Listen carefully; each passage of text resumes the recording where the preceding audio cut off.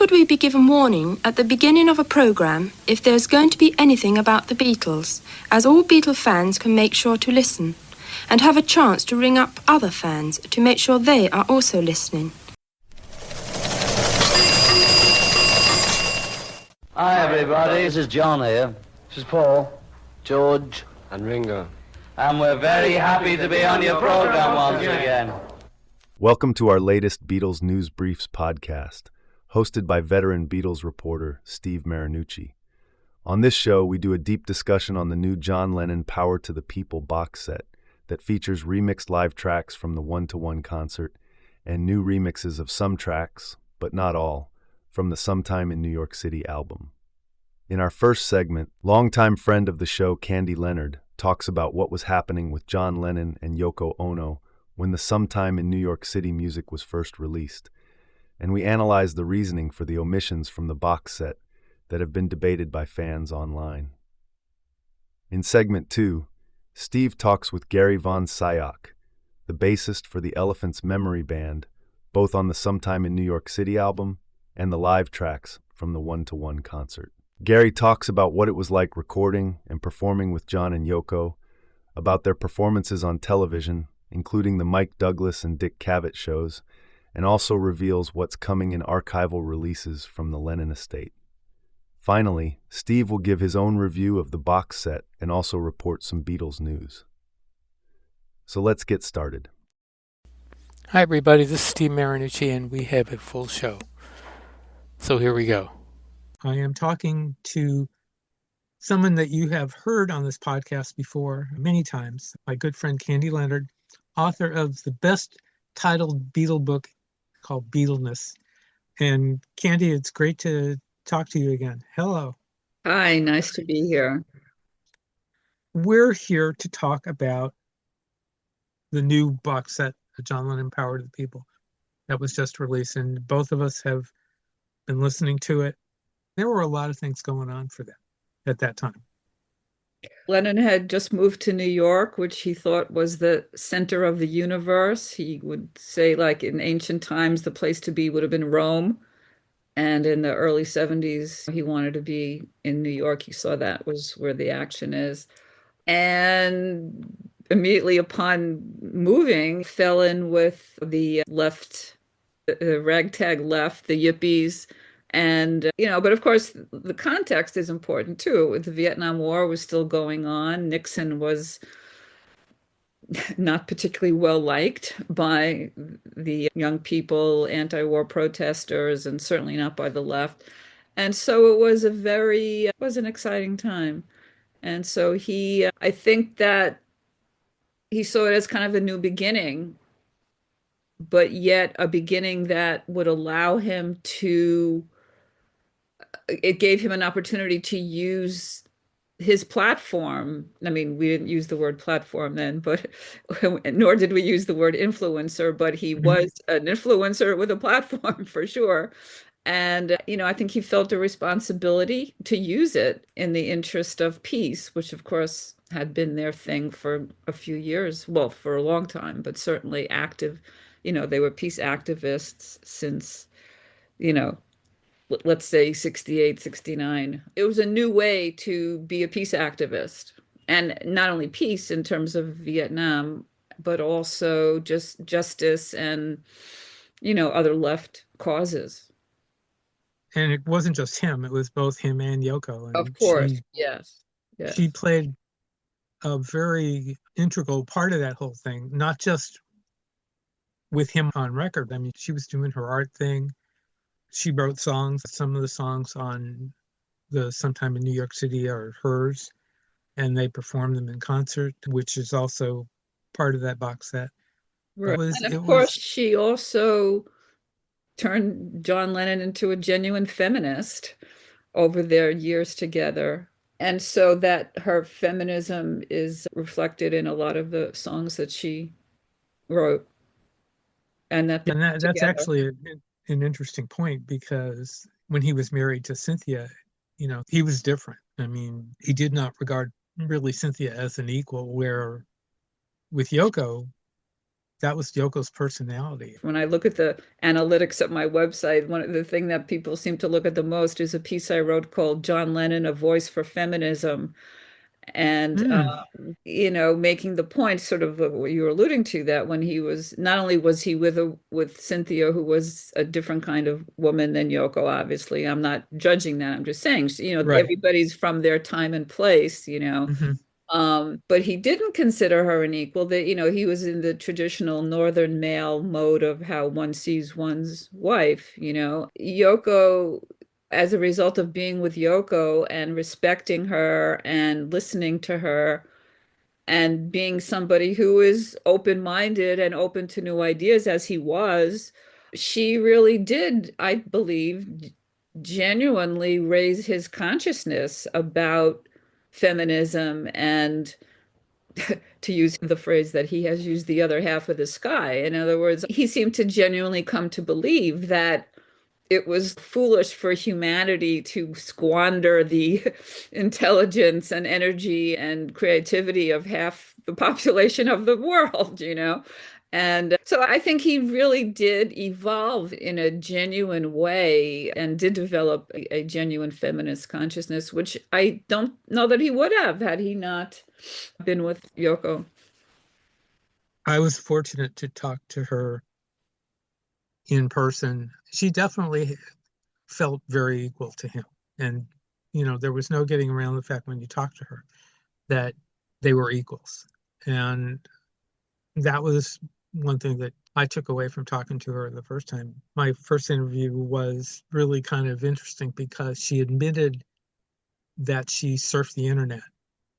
It was quite an interesting conversation. And they also had the immigration thing going on. Right. And that was really tough for them. That was a big thing that hung over them for quite a while until, I remember that.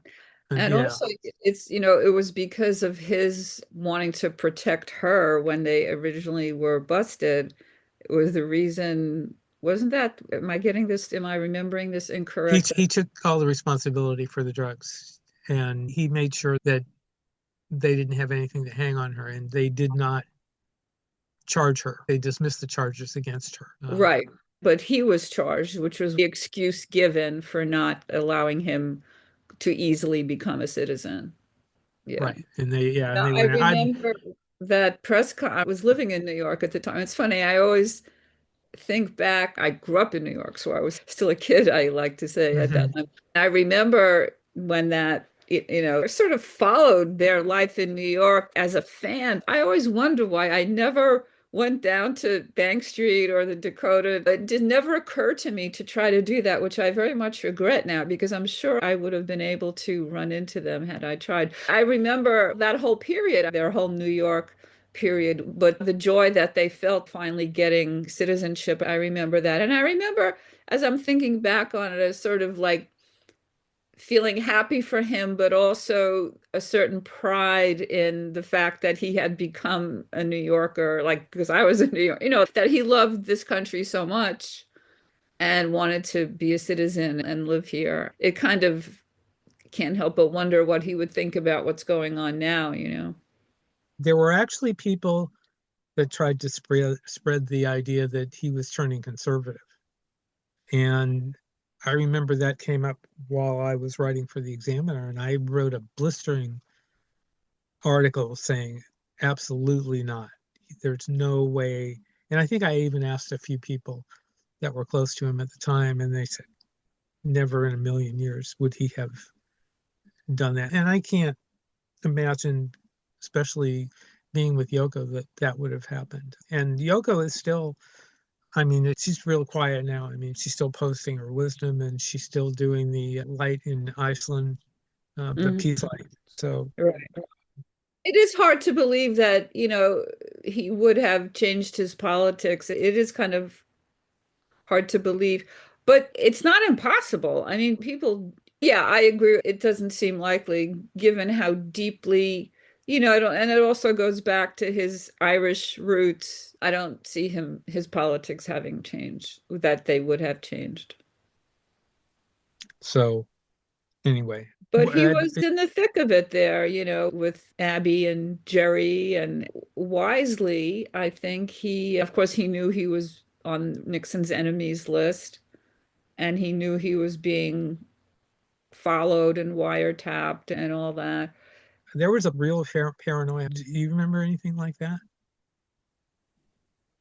In 1972, I was 16. The only paranoia was about getting caught with pot. That was certainly something we were concerned about. I don't remember personally political paranoia, but I did understand my parents were lefties. In fact, my mother was called before the House Un-American Activities Committee, not because of her own activity, but Mm, because of people that she knew. really? Yeah, so, grew up in an atmosphere, I think one of the reasons why my parents embraced the Beatles, I mean, I talk about this a little bit in the preface to Beatleness, is that my parents were rebels and, sort of countercultural in their own way. So the Beatles were like, fine, it's okay if me and my brother like the Beatles. But Was that McCarthy they testified in front of? yeah. So, and so I was certainly aware of government overreach and things like that. And as I say, I sort of grew up in what was sort of in effect a countercultural household, but I didn't personally feel, that I was going to be arrested or anything for any political Right. activity of any kind. But, watching John and Yoko's activity, I thought it was great. I always thought it was great. And that week on Mike Douglas, I watched every single one of them. And so it was 5 days, it was like 4:30 in the afternoon or something. And the Mike Douglas show, I mean, you couldn't get more mainstream or, I don't want to say conservative, but more mainstream than that.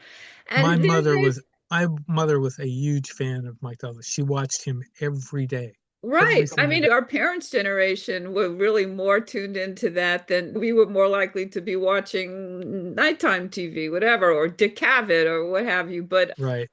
But yeah, so they had a very large megaphone. I mean, as the Beatles Hmm. did, and then the two of them did also. I mean, they became, they were the dynamic duo. And all of this really affected their music. Sometime in New York City was a very political record, and it really kind of suffered because it was. You do you think? You mean sales wise? Right. And critically, I've seen comments online that, say that they're they don't think the box set's going to do very well because Sometime in New York City was not well liked. It's always been kind of pushed aside. I mean, in terms of, Lennon's works, everybody loves Imagine, everybody loves Mind Games. A lot of people did not like Sometime in New York City. Well, do you think that it was not liked because the music, musically or songwriting wise, it wasn't up to a certain standard, or because they didn't want him dabbling in politics, or both? That's a good question. I think musically, after listening to some of the audio outtakes and some of the live tracks on the new box set, there's some great music there. New York City is a wonderful song. I love New York City. The live version in the set is just fantastic. Yeah, the It's horns on are great on a lot of that stuff. Of course, the song that does not appear on the box set, which we should talk about for a moment anyway, Woman is the Nigger of the World, has just an amazing, amazing horn section, amazing. I mean, as a song, it's so powerful and so sonically energizing and rousing, but the decision was made to exclude it from this box set, which I maintain was wrong. I mean, I understand where it's coming from, and I also understand that maybe it's not for me, a white lady, an old white baby boomer Beatle fan, to right. opine on this. I get that. But if the, it really gets to what is the purpose of releasing this box set. Financial interests aside for a moment, if part of the impetus to do this, particularly maybe on Sean's part, was to preserve his parents' legacy, then to omit that song is really an insult to their legacy, because it is one of the most important songs they did together, if not the most, I would say. And it's still a very important song, I think, and the message is still, more important than ever. And, I always refer people to that Dick Cavett episode where they sang it, but before even going on to sing it, they were talking to Dick Cavett about it. And you could see John, his genuine enthusiasm for his new understanding of women and, male-female relationships. And there's something really beautiful and childlike and true in the way he talked about it that's so delightful and genuine. And so to omit that song, I think, is really a mistake. I don't know who they think the market is for this box set or how big they think the market is for this set, but anybody who's going to spend a couple $100 on this thing is a hardcore fan, right? And they want that song on it, right? Right. So, Yeah, and there's been a lot of complaints, a lot of criticism against Sean for leaving it off. I had forgotten about them performing it on Dick Cavett, but it's too bad. And I was thinking back when you were talking about that, Rhino put out a multi-tape box set of the whole week, and it's too bad that they didn't do that again. of the video, I'm like picturing myself back in my bedroom. It was the same setup where I was watching the Watergate hearings a little bit later on, but like I'm on this little black and white TV, and I remember thinking like that it was sort of out of place for them to be on Mike Douglas in some way. Like how weird, like John and Yoko on Mike Douglas. But there was also something really validating, and it added to their stature, I think, their importance. When Daytime Revolution came out, I did a review on it for the podcast, and I happen to have a copy of Mike Douglas's book, and he's got a whole chapter on that week. And he says some good things. He says some critical things. He criticized Yoko. He said Yoko was a little demanding, but he was very glad to do that week. And he also said that they got a lot of ratings, and they kind of expected the ratings. And that may have been the reason that he did that, because of the ratings. Well, I just want to backtrack to Yoko being demanding and just put a little bit of a caveat that when women request anything, they're often seen as demanding.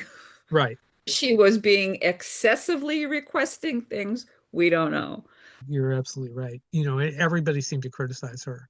Yeah. I have some theories, and I'm not particularly happy of what those theories are. The most recent book about Yoko, Yeah, I think it's David Sheff, yeah, is really good. I recommend it. Madeline Beccaro's book is really good too. What is she now? 94, 95 years old. She's not going to be around much longer, let's face Right. it. And she's not in New York anymore. So they Right. moved her to the farm that they have Right. upstate. But getting back to 43 years ago, it was a very exciting time. People who were engaged in anti-war politics or felt that they were part of the counterculture. And even though the Beatles had broken up, there was John in New York and John and Yoko talking about things that were important and still relevant. One of the things I think I talk about in the book is when the voting age was lowered to 18 in 1972. I mean, I think that the youth movement and the demand for something like that was certainly, the energy and the influence that they had on a generation was certainly, I think, part of that. That was my first election. Right.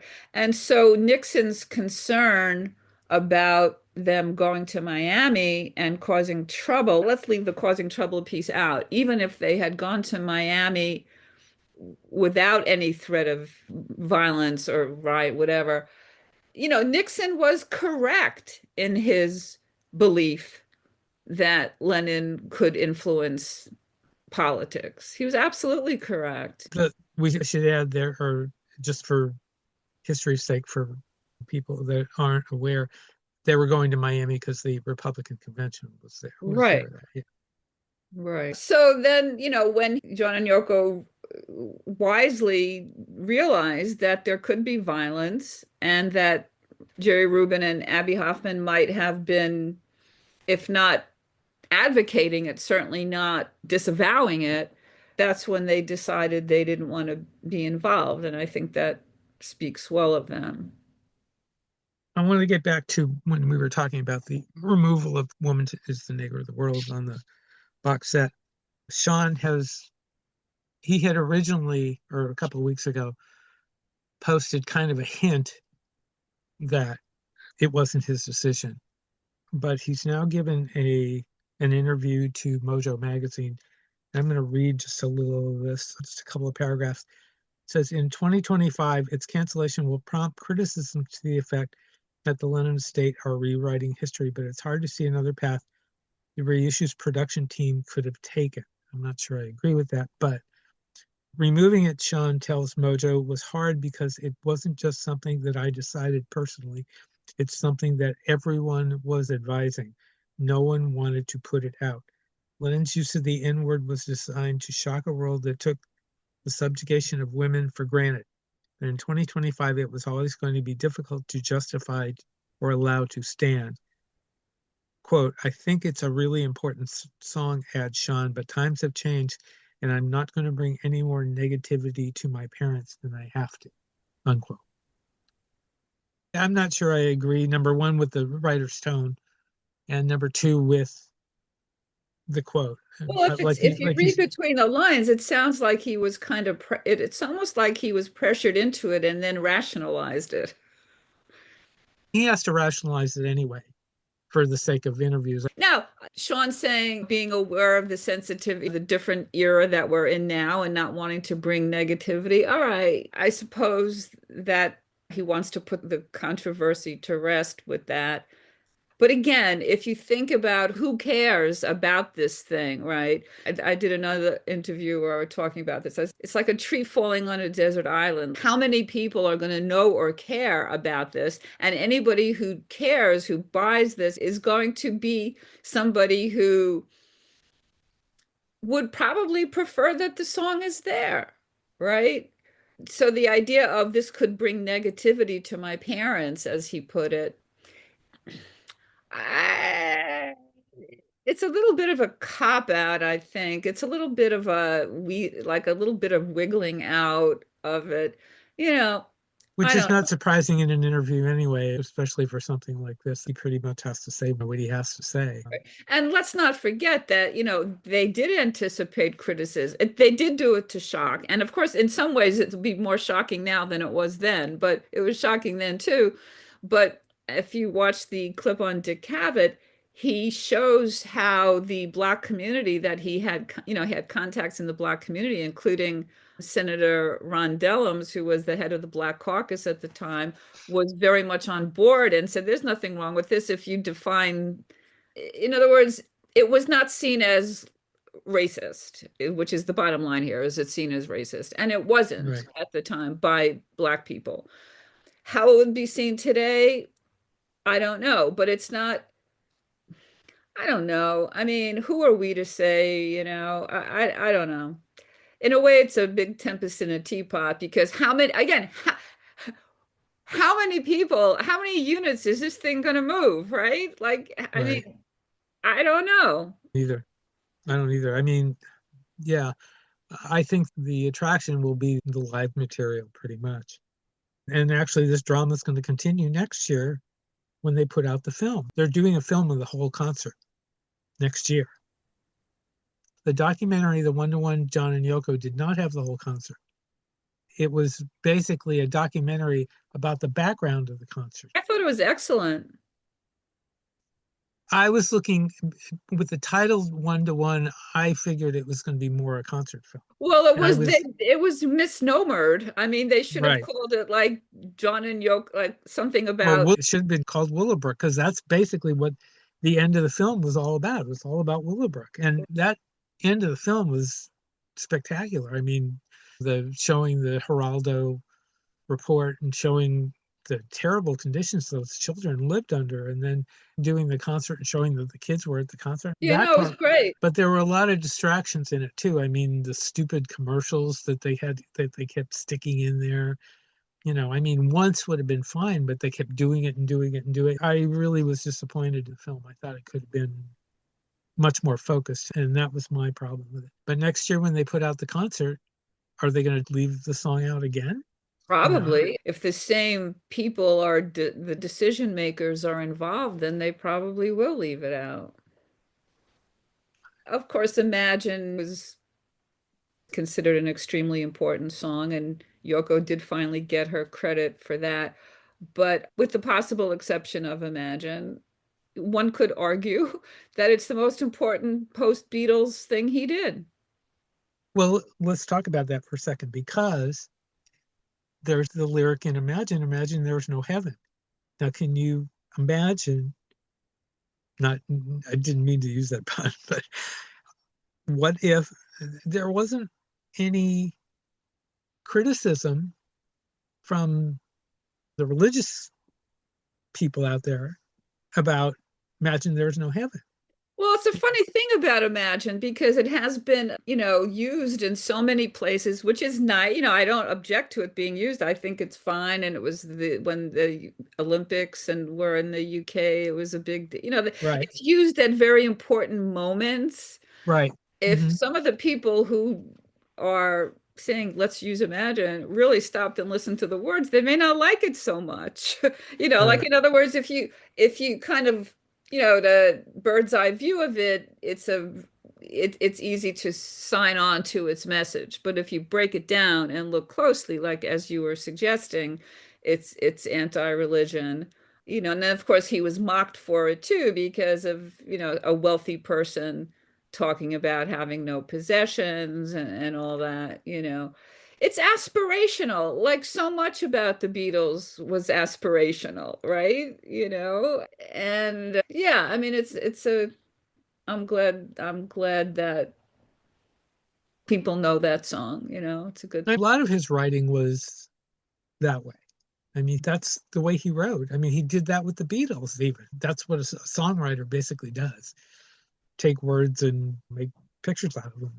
Right. Maybe the song would have gotten through without any problems. I mean, maybe even a year ago would the song have gotten through without any problems. I mean, considering the atmosphere we're living in now versus the atmosphere we were living in a year ago.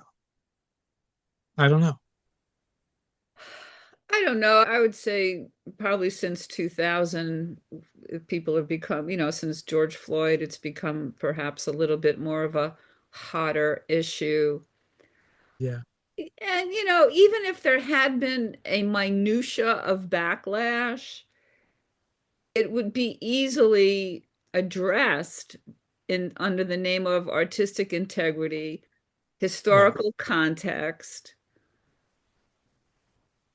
I don't know. And again, I mean, who would object? Obviously, there are millions of Black Beatle fans, but like, are the people who would buy this set going to be people who would complain? No.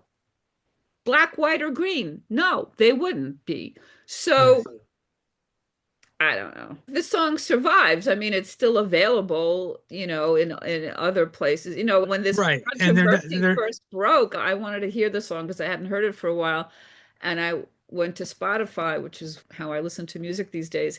And I was wondering for a minute, maybe it wasn't even going to be there, so that was it I. was removed, but like it is there in its original context. And I've asked people in Universal, and I've been told it's not going anywhere. Yeah. At It's least a very that's the powerful message. It's still a very, very powerful message.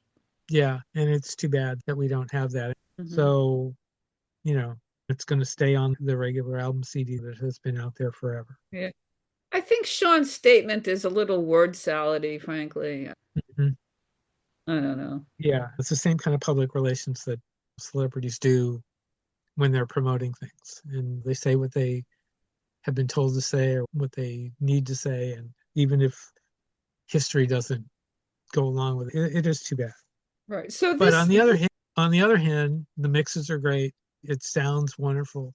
If you get the box, you get a big book with it. does the book make mention of the song at all? As far as this concern about offending people, which is ultimately why they left it off, they could have put an explanatory sticker. They could have written a paragraph explaining why it was included. Or conversely, the fact that they didn't include it, maybe they should have included a paragraph about why they didn't. It is mentioned on page 78. They have a photograph of the cover, and there it is right there. But there's no discussion of the song. The lyrics are all there, That's good. but there's no explanation in it. John Lennon becoming a feminist is a really, really important part of his legacy that I believe has not been given its due, whatever that means. He wouldn't like the fact that the song isn't there.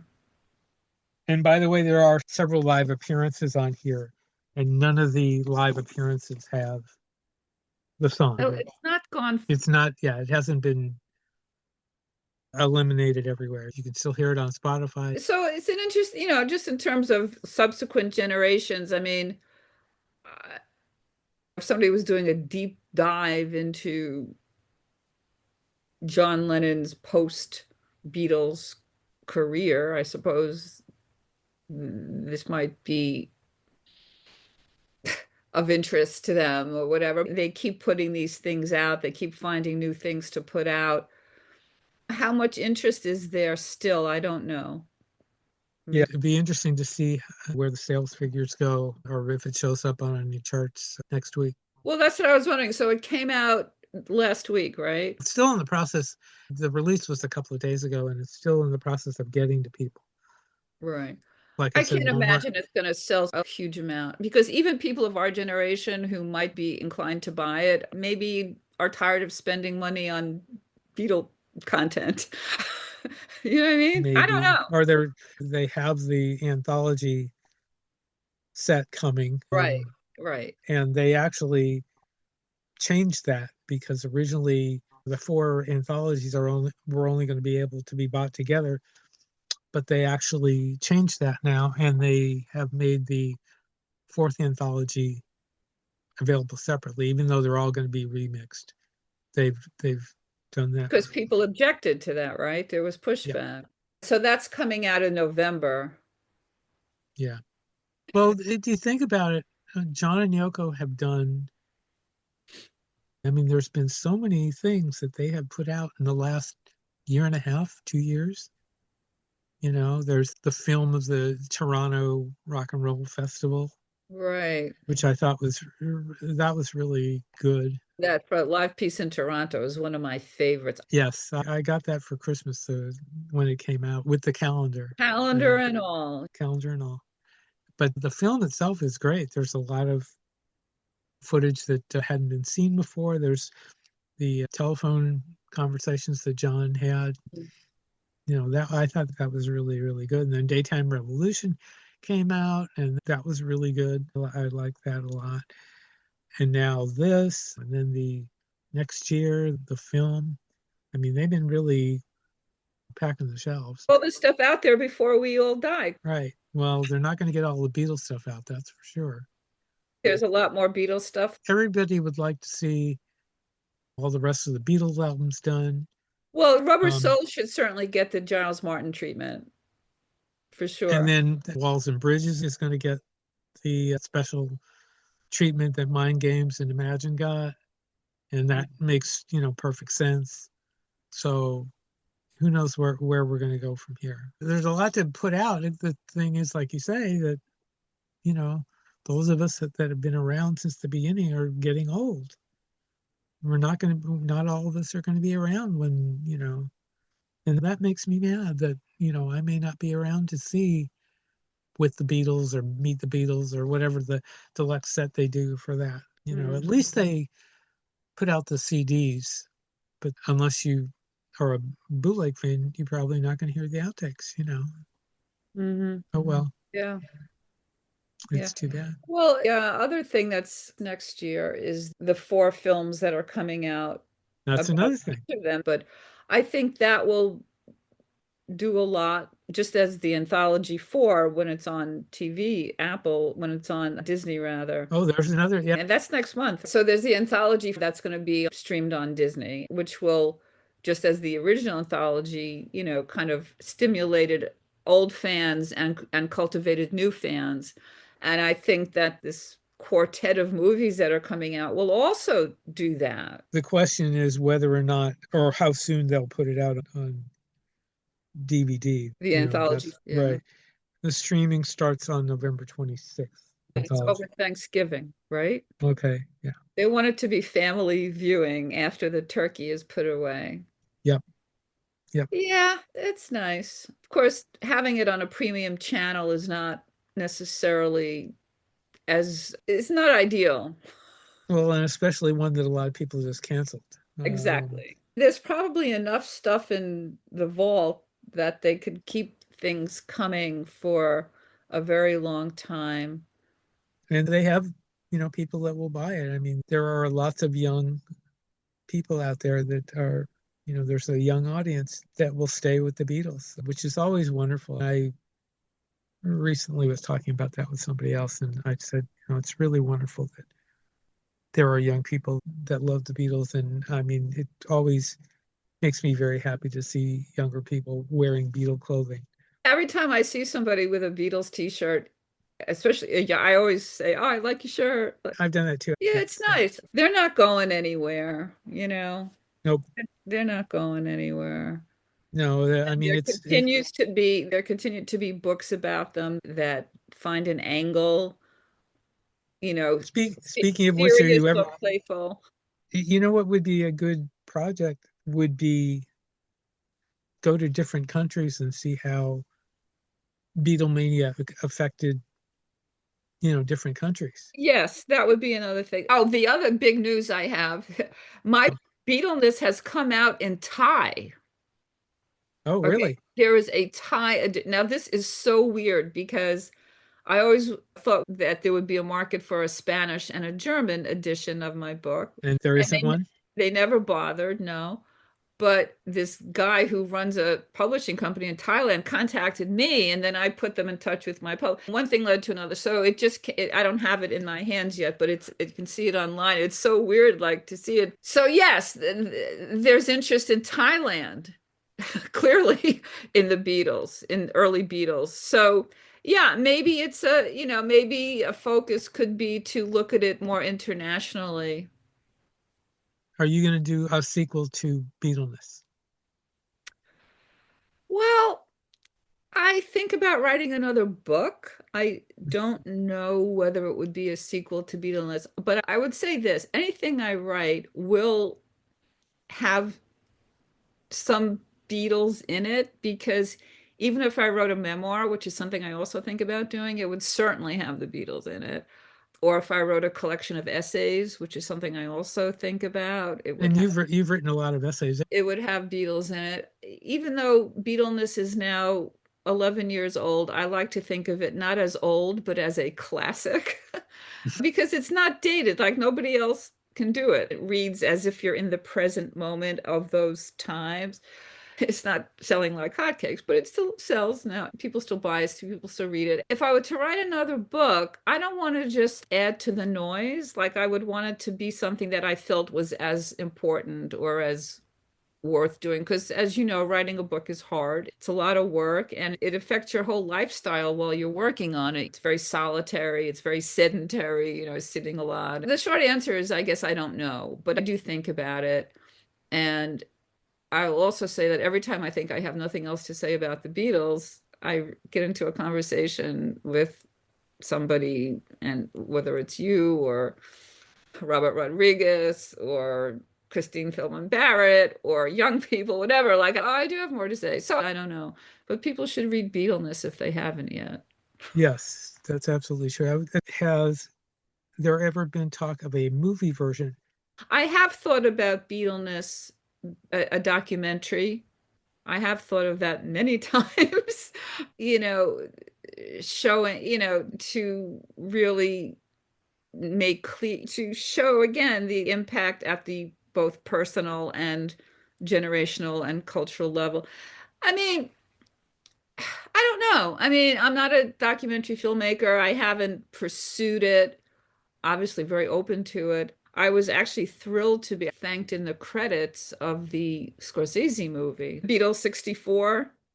Oh, okay. You might. So Very I good. them to McLuhan and to the clip of Betty Friedan talking about the long-haired boys.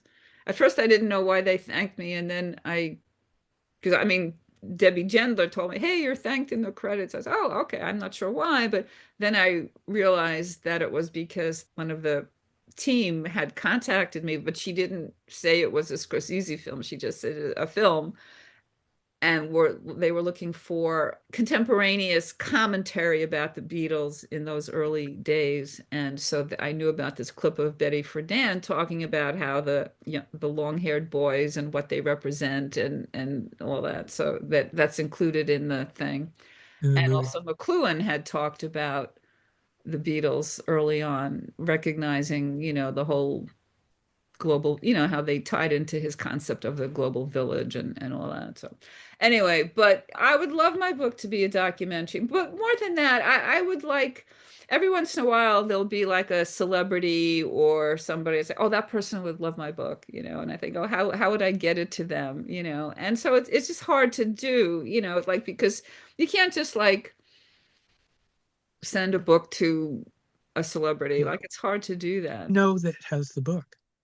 Well, my daughter had some connection to Jackson Brown. She asked me to send him one, so he might Okay. have it.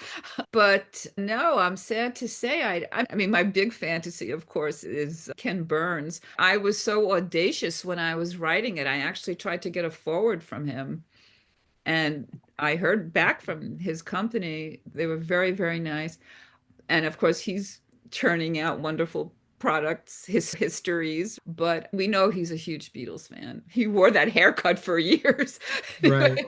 But that's my fantasy, is for Ken Burns to use my book as a kind of skeleton for something. I don't know. I mean, I'll cross my fingers for you. and I actually sent a bunch up there for his team. Yeah, he has offices in New Hampshire. He's headquartered in New Hampshire. And I sent a bunch of, they have the book. They have the book. That's good. Diane Keaton would have probably loved it. I was very moved by her passing. She Yeah. was an original. She was really unique. It's funny you asked me about the book. I think of it as my third child. And I would like to see it in another language besides English and Thai. I Well, think there could be a Spanish and German, maybe. What do you think? yeah, Spanish and German. I mean, Italian. There's another, Possibly Japanese. I'm going to end it here. Candy, it's been great to talk to you again. Always. You and I have had such great times talking about the Beatles on the show. Yes, I we want to thank have. you, and we need to do it more often, just for fun. Anytime. Anytime. Just when I think I have nothing else to say about the Beatles, I realize that there's more to say. There seems to be always more to say. Yeah. Thank you again, everybody. There's a little more to come, so stay tuned. Next up, we're really pleased to have Gary Von Scyoc, who is the bassist in the Elephants Memory Band with John and Yoko. He'll talk about the box set. He'll talk about playing and recording with John and Yoko. And he'll also give us a little look into what the Lennon estate may have coming in the future. Here's Gary Von Scyoc. I'd like to welcome Gary Von Scyoc. Gary, did I pronounce your name right? Yes, you did. Thank you. I'd like to welcome Gary Von Scyoc, and we're here to talk about the new John Lennon Yoko Ono box set. Power to the people. Good days. Nice to see you too. It has been a long wait for this stuff to come out. I mean, we were talking about this, I can't remember how many years ago, and it's finally here. I can imagine you must be really glad it's finally out. But given what, the controversy, that the discussion that has gone on over the last few weeks, how do you feel about everything now that it's out? Well, first, I'm extremely happy that this is finally out. We got a little tease a couple years back. I got a couple phone calls from some writers that I've crossed paths with in the past, and they said, "Oh, well, I guess it's going to be coming out this year," and that was almost 2.5 years ago. I remember it longer than that. I mean, we've been talking about this for quite a while. And, there had been discussion that Yoko was working on it. And obviously now it's not Yoko, it's Sean. But finally it happened. And I will say it sounds great. I have been listening to both ends of it. I listened to, actually, Spotify just put up the first disc of the Evolution mixes this morning of sometime in New York City. Oh, I didn't know. Yeah, they put up the live stuff earlier in the week. I think it was earlier in the week. And then they put up the first disc of the Evolution mixes this morning. And those sound great. And I know there was some discussion. People were saying, why did they take the saxophone off of New York City? But I think I love that song. And I think that it sounds great with the remixed version and all that. I think if you remix something, you may as well do it as you see as fit. I mean, you're starting from scratch with the basic tracks being transferred. Just go for it and follow your heart. There's a couple of things besides that the sax is. One, for instance, is the intro to Sunday Bloody Sunday. The sax is gone. Mm-hmm. And I love the way that the vocal hits on that now. I think it's a lot more impactful. Wow. Let's get this question out of the way now, because I know, I have to ask it. Like I said, with all the controversy and the fact that they left Women as the Nigger of the World off, how do you feel about that? I wish it were there, but I understand it totally. I mean, after speaking with Sean and Simon Hilton, that it was a real dilemma. I mean, I didn't want to go another. I like the fact that I'm alive and I'm able to. Yeah. I think Yeah. that's especially significant to me. You did talk with Sean about this. Oh, yeah. It's just a matter of, I'm just thankful that we have such, as you mentioned, great mixes of all the other stuff and a whole ton of stuff that I never even imagined would be included in this. So much. You're talking about the live stuff? I mean, I was surprised at all the live stuff they put in there. Oh, yeah. Simon even had to call me and ask me details because they had to give me writing credit. I never imagined in a million years. I couldn't understand what he was talking about. So now that I've heard it, there's a couple of tracks on the jams. One called, I think it's called Jazz Freakout. He gave credit to everybody in the band for that. That's so nice of them to do that. And I think there was another one in there somewhere. There's so much stuff. Honestly, Steve, I haven't even had a chance to listen to everything yet. I'm trying to take a couple of things and wade through it. I was at the special screening at Dolby in New York this past, I think it was last Thursday or something like that. Yeah, I heard about that. I had one in LA too. Oh, see, I didn't hear about that one. Jim Keltner was on the discussion Q&A after the one in LA. I've been wanting to get together with Jim for years, and that would have been nice if we would have been on the same panel for a change. I'd love to be able to talk to him. He is absolutely one of my favorite. He's in my top 5, Jim Keltner. I've worked with so many greats, along with Denny Sywell and Steve Holley, of course. I've got a short list that's just killer. I've been so fortunate to cross paths with so many great, phenomenal drummers. Who's still around from the band? Only Adam Ippolito, the keyboardist, and I are the only 2 remaining. Okay. Of the original 5, which we call the Lennon Band. They had many, many configurations through the years. They started way back in 1965, I believe. So they were together for a long time before I even joined the band. Mm-hmm. Coincidentally, when John was doing the show at the Garden. He came to me one day and he says, I want to have two of everything. I want to have two keyboards, two guitars, and I'd like to try two bass players. And he said, I'm going to invite Noel Redding to do the bass parts at the Garden. And I just like, wow, that's a bummer. I wasn't really into hearing that because I figured if, nobody's going to pay any attention to the Elephant's Memory guy if Noel Redding's there. So, but it didn't work out. It lasted a couple of days and Noel backed out for whatever reason. And I said to John, what would really be cool if you would ask the Elephant's Memory bass player that I replaced in the band just a year ago. His name was John Ward. And I really honestly don't know whether he's living or not.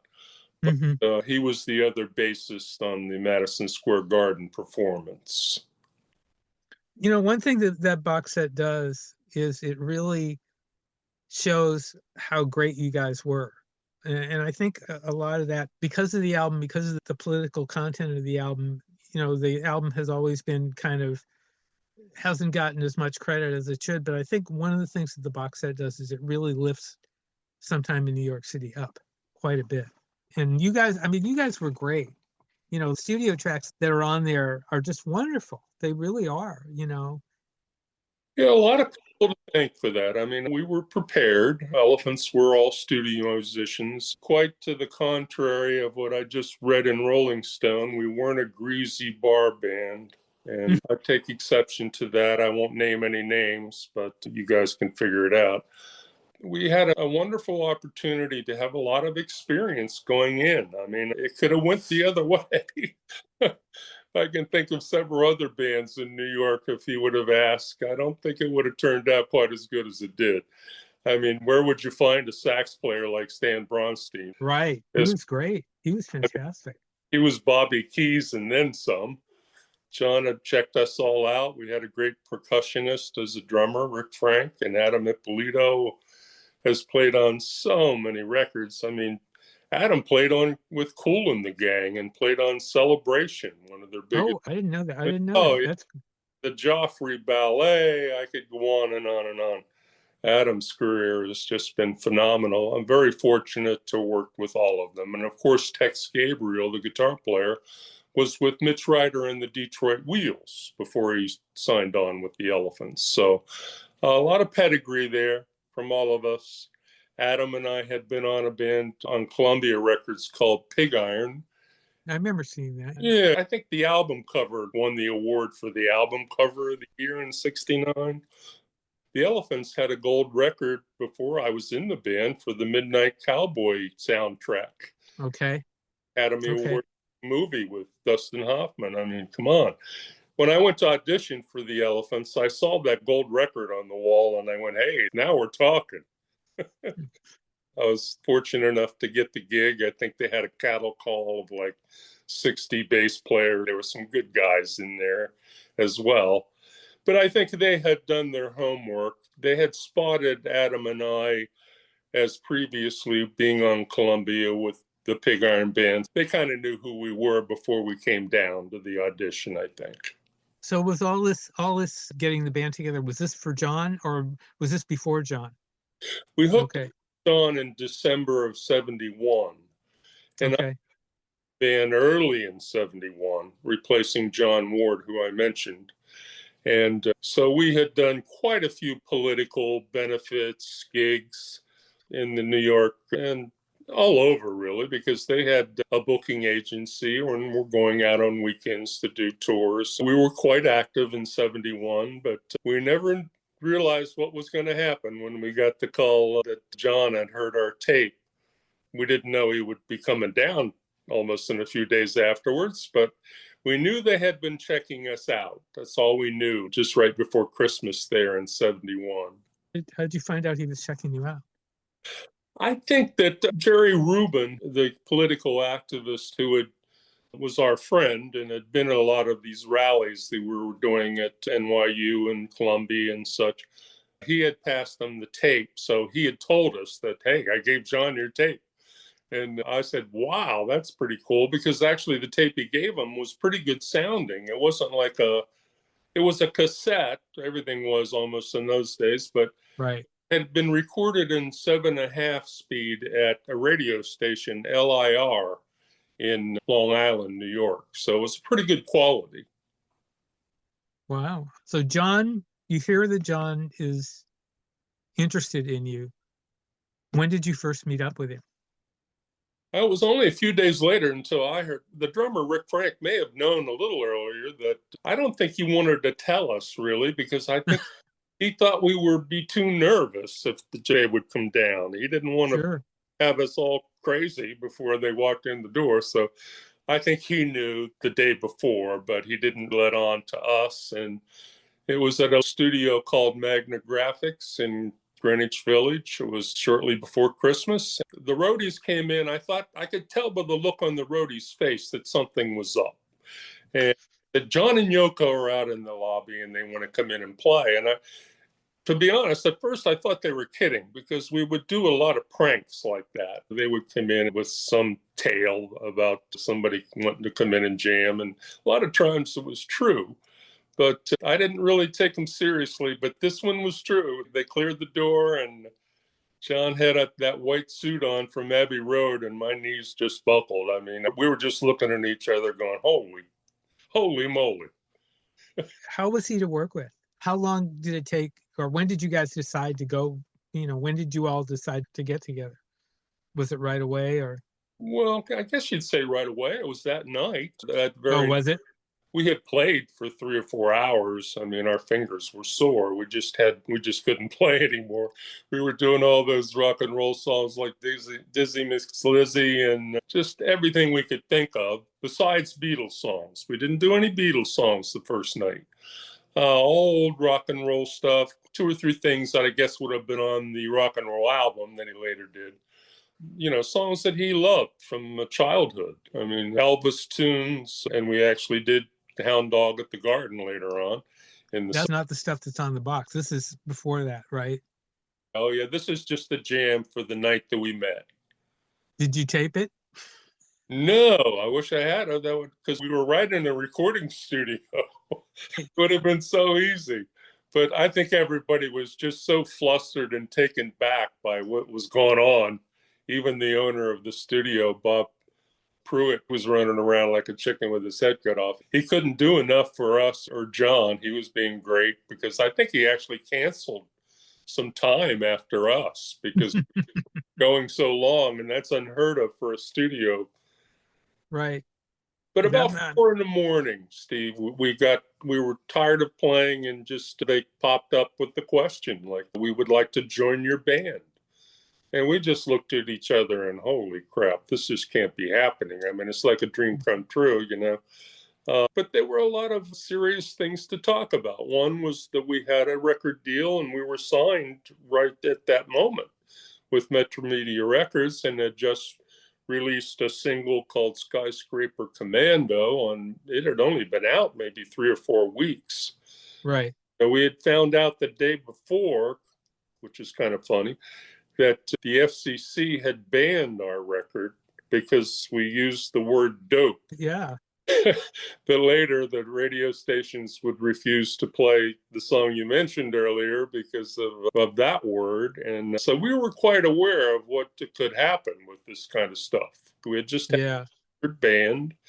But John said, don't worry about it. We'll turn the Apple suits loose on you. And he was right. They got rid of Metro Media. They were very nice and let us out of our contract. And we signed with Apple, and all was good within a week or so. I mean, it went bing, bong, boom. And John really fulfilled all of his promises to us. He started buying equipment. We started talking about a tour that he'd like to get to go out and do right away.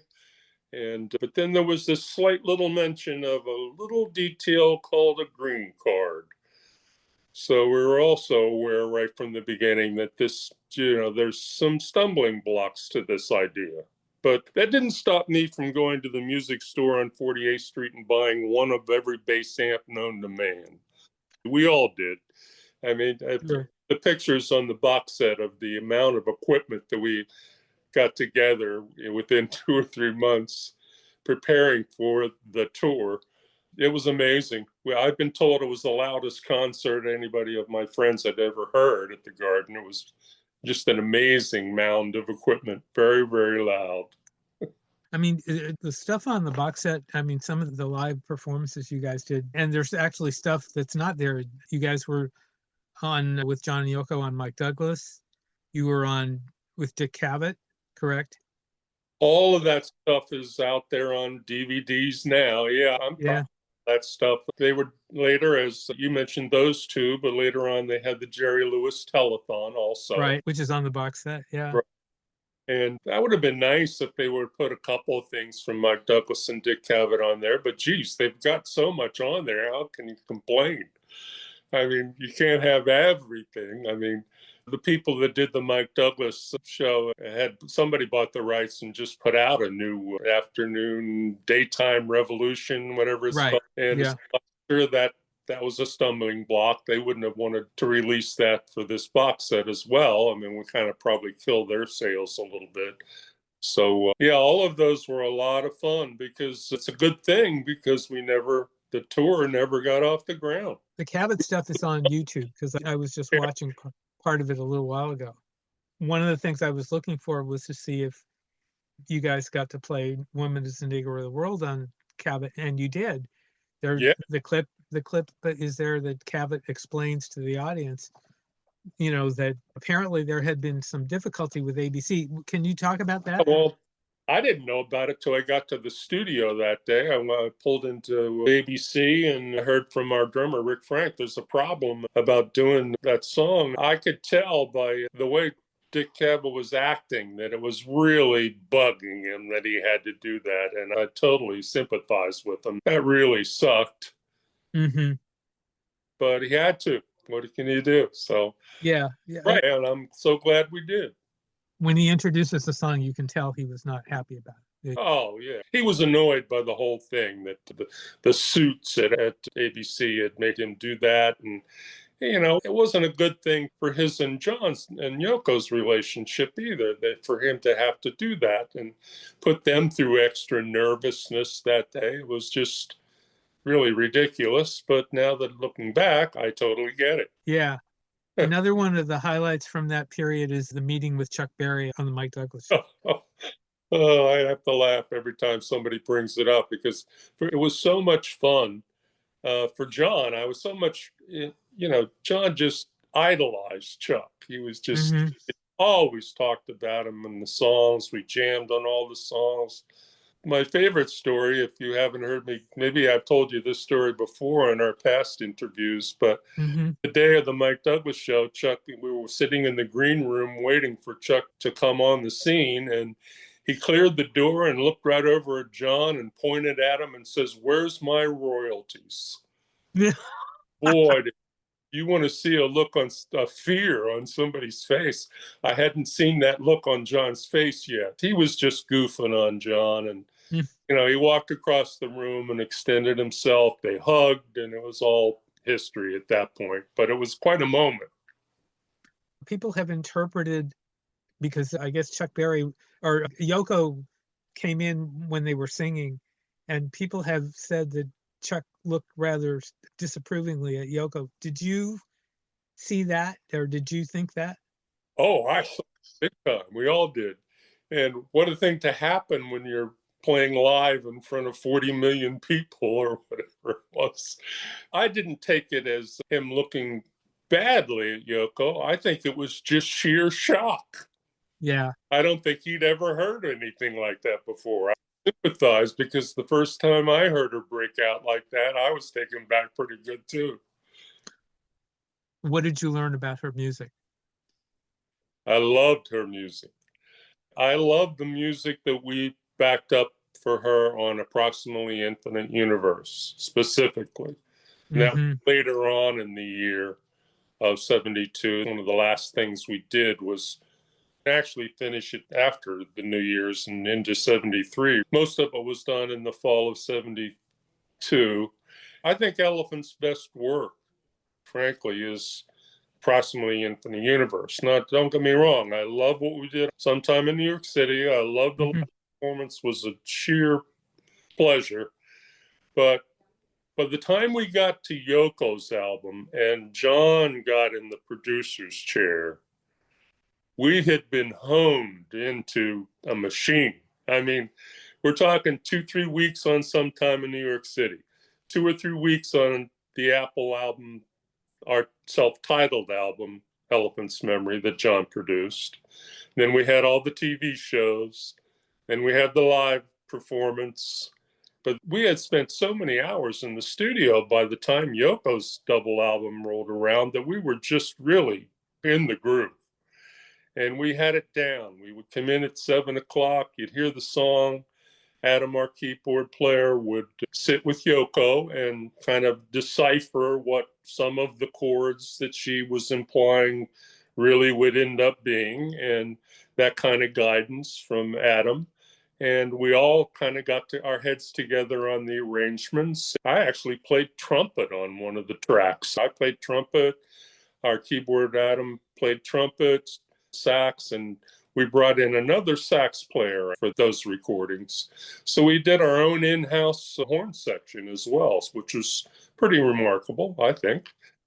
Might be the last time I ever played trumpet, because I didn't really get any calls to play trumpet after that. I got a lot of bass player calls after those records, but none for trumpet. That was my main instrument in high school, but I've gladly left it all behind.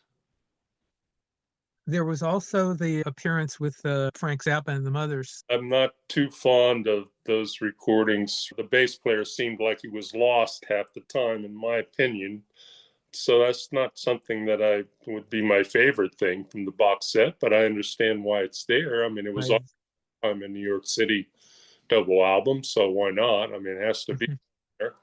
That stuff, it's not terrible or anything. I just think the Elephants kind of outshine any of that stuff. That's my opinion. Yeah. How about the Willowbrook concert? You guys were great at the one-to-one show. It seems like the whole thing got better and better. I mean, it was like, the initial, from going way back, I don't know whether you recall, but ABC did a shoot that night as well.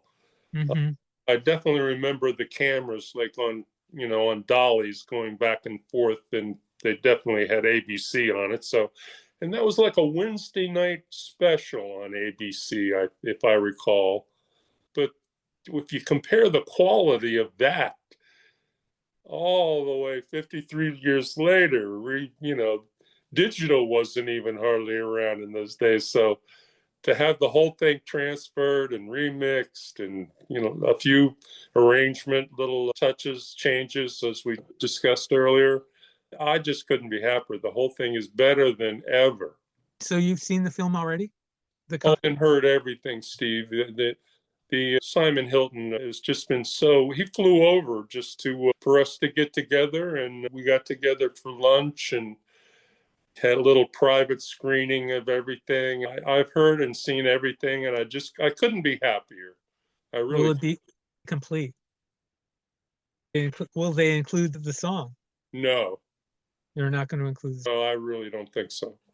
How about Sisters, Oh Sisters? Because they left that off the box.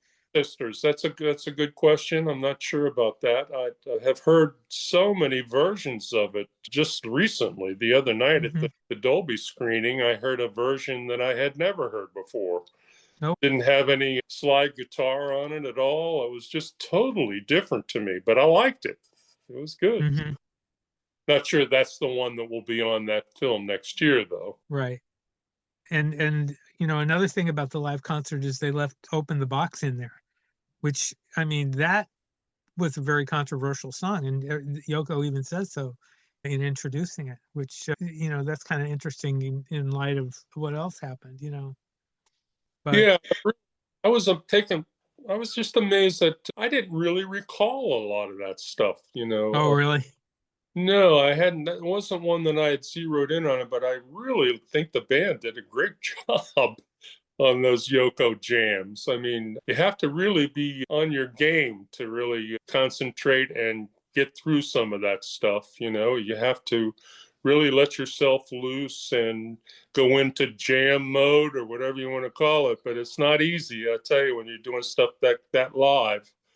And I thought Elephants did a great job. I was proud of us. Nothing like Yeah, you're absolutely right that her music required a lot of attention.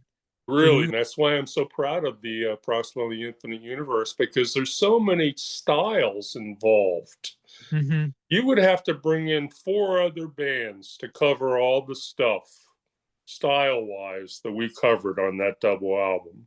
Mm. I mean, it's just all over the place. We played Town Hall with Yoko, which is in New York. Town Hall in Manhattan. Yeah, it was a really big show. And I mean, that place holds like 6,000 people. That's not a small show. But she did the bag thing that night where Okay. she was in that part of her art, and that was pretty wild. Also, I got into a little scrape with Yoko that night. I was in the dressing room waiting to go on at Town Hall, and she brings in Approximately Infinite Universe t-shirts and asked the band to wear the shirts for the performance. And I had no problem with that, except when they got around to giving me one, it was an extra small. I'm 6'1.5" and I weigh 200 pounds. So the shirt came up to about my navel. And luckily, my bass guitar covered that up. And I first said I wasn't going to wear it. And I sent that news back to her in her dressing room. And guess what? I wore it. I still laugh. First of all, that I had the balls to say that I wasn't going to wear it. And then, of course, I had to relent because I thought it over and went, well, my bass will cover it, so I'll go for it. Let me ask, first of all, how John was like generally. Yeah, you asked me earlier what he was like to work with. I couldn't be happier as a studio musician. I mean, that's what I did for a living. I got up in the morning and I'd do a T1 of cigarettes commercial, T1 of smalls. For the afternoon, I'd be, if I was lucky, doing a Roto-Rooter commercial. And it was such a thrill to go to the record plant that night and actually, hey, tonight I'm playing with John Lennon. And he was a prince, man. He never got on your case about anything you played. He always gave us a lot of freedom. And as a studio musician, that's all you can ask for. I mean, he was just so great. I've heard Tony Levin say this too. He just never got on your case. He gave you the freedom to play what you thought was appropriate for the record. As a player, you want to play the right thing for the record, the song. You play the song. You don't show off. You know, John knew that right from the get-go that I didn't play a million notes, that I played a very simple rock R&B style. And he was happy with that. I couldn't be happier with him. I was able to introduce all my parts, and I don't think he ever came to me once to change anything. It was just a perfect marriage to me. I mean, as a bass player and an artist, because that's all you can ask for. How about Yoko? Same thing, a lot of freedom. John was in the producer's chair for that, so that helped too. Just a smooth ride. I can't say. I mean, I don't think we would have been able to turn out the kind of quality recordings that we did on Yoko's album if it, as I said, by that time, we really had it down. We were a smooth, mean machine. Well, the box set is absolutely wonderful. I want to thank you for talking all about it. Is there anything you want to say to maybe get a message out that you want to say personally to everybody? Oh, I don't think we should get too hung about the fact that there's a missing song. I mean, all that stuff is on all the compilations that have been out up till now. And they aren't going away. By that, I mean, I'm not going to get real out there about it because I'm so pleased and happy and indebted to Sean for spending all the time that he spent on this, and Simon Hilton, that, I'm just thankful, that this is out and it's way more than I expected. I never expected half the stuff that they've included with this. It's just way over the top. Just the book alone, I mean, 3 days of interviews just to get some of that stuff in there. I mean, pictures of Bob Gruen that I've never seen before of us in the studio. I could just go on and on. I'm just very, very happy with it. Okay. Well, thank you again. One more question, actually. You said are you basically retired now, or are you playing at all? Oh, I still play. I'm just not touring anymore. The COVID thing did it for me. I was doing 15, 20 students a week at that point, and I just had to set it aside and have not gone back. So I'm not teaching, and I'm not really playing any tours right now. It's just too taxing at my age. But I still do a few recordings once in a while, and I play out a couple of times a month still here locally in New Jersey, and still having a lot of fun. Yoko bought us a house in Columbia, New Jersey, which is overlooking the Delaware Water Gap. Okay. It's I just lived. here. We love it.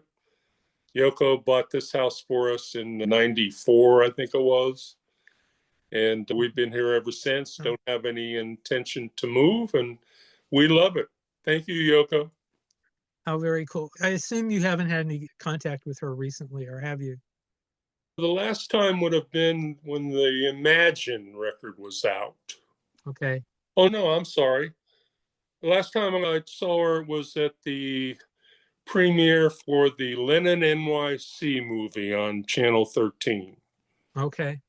That's the Okay. last time I saw her in New York.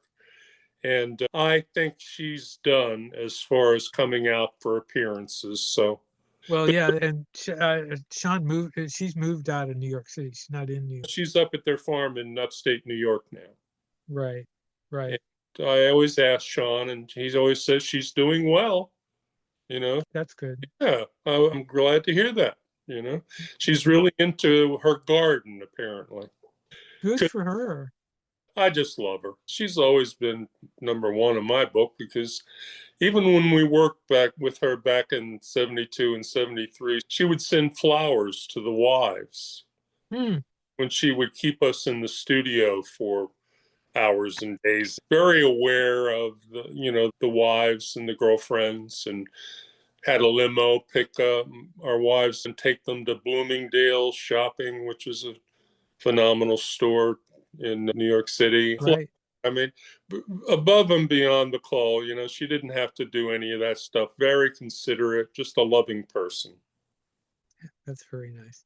Anyway, Gary, thank you very much for taking the time and talking. It was great seeing you again and great talking to you. And we'll be really happy to see the movie. Do you know when the movie will be out?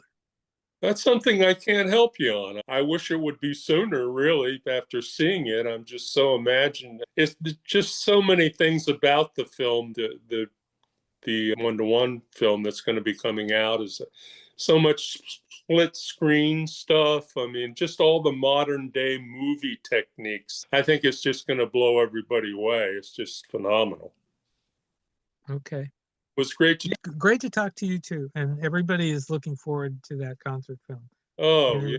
And it'll be great to see that when it comes out. So anyway, Gary, you take care. And yeah, I hope we get a chance to talk again soon. I hope so too, Steve. Thank you. Been a pleasure. I'm going to stop the recording first. Here's a little bit of Beatles news. If you ordered the John Lennon Yoko Ono Power to the People box set from Walmart and then had it canceled because of a pricing error, you may have been one of the many who got a free copy of the box set this week. Walmart initially priced the set at around $81, far below the $239.88 price now at the official John Lennon U.S. store. As we're recording this, copies are still arriving to customers. They've been sending out notifications in advance to those receiving shipments, so if you haven't received your set already, you might want to call their customer service line or write to CEO Doug McMillan at Doug.McMillan, that's MILLON, at Walmart.com. We were the first to report on our Substack that the Alan G. Parker John Lennon movie Borrowed Time, Lennon's Last Decade would finally be available in the U.S. on December 8th.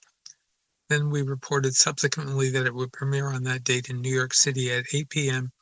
at the AMC Lincoln Square Theater, 1998 Broadway in New York City.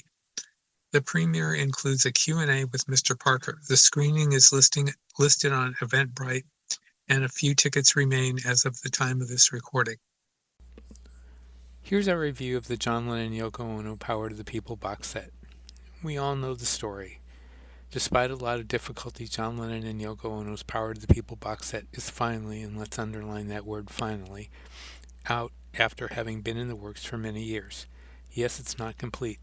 An important song was left off, but as Gary Von Scyoc said in our interview here, he's glad he's around to see it, and I'm glad that it's out as well.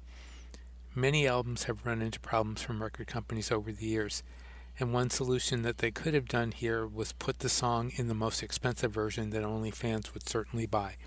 But what has been released here is absolutely wonderful, and it's well worth springing for the smaller configurations, or if you can afford it, the big set of 6 CDs and 3 Blu-rays, all without the infamous song. It has a ton of live material highlighted by 31 live tracks from the 1-to-1 concert, but also including studio live and home jams and wonderful reimaginings of Sometime in New York City songs. Mixed and engineered by Paul Hicks and Sam Gannon and mastered by Alex Wharton at Abbey Road Studios. Much of it unreleased, plus a huge book. As with previous Lennon releases, this one also has an artistic look about it, starting with the lenticular cover of John and Yoko on the front. The music from the songs to the playing of Elephant's Memory Band is excellent. This period, especially the Sometime in New York City period, has been criticized over the years, but this set goes a long way to redeeming that. It definitely belongs in your collection in one form or another. And we have a little bit of Beatles chart news. In the UK, on the official charts.com album chart, the John and Yoko box set debuted at number 72 on the chart, dated October 17th, but it only lasted a week. On that chart also, the Beatles 67 to 70 album was number 60. The following week it had dropped down to number 69. On the Billboard 200 album chart, the week of the 25th, Abbey Road was number 144. A late-breaking piece of news. We just got into the Beatles News Briefs headquarters. The John Lennon and Yoko Ono documentary, 1-to-1 John and Yoko, will premiere November 14th to stream on HBO Max. Thanks very much for listening to our podcast today. If you enjoyed our program, we'd really appreciate a positive review at the place where you get your podcasts. Apple and Google love positive reviews, and it really helps us. If you don't already, please subscribe to our show so you'll get our newest shows right away. And if you have any suggestions for the show, please write to us at BeatlesExaminer@gmail.com or catch us online on Facebook, Twitter, and Blue Sky. And please tell your friends about us. We appreciate you all for listening. Now here again is Steve Marinucci. Well, that's it for today. Thanks for listening. We hope you enjoyed what you heard.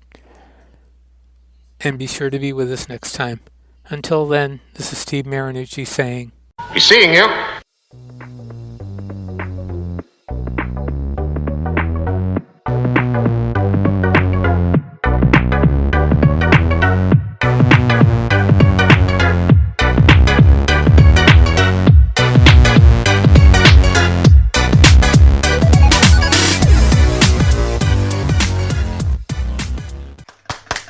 Watch the show!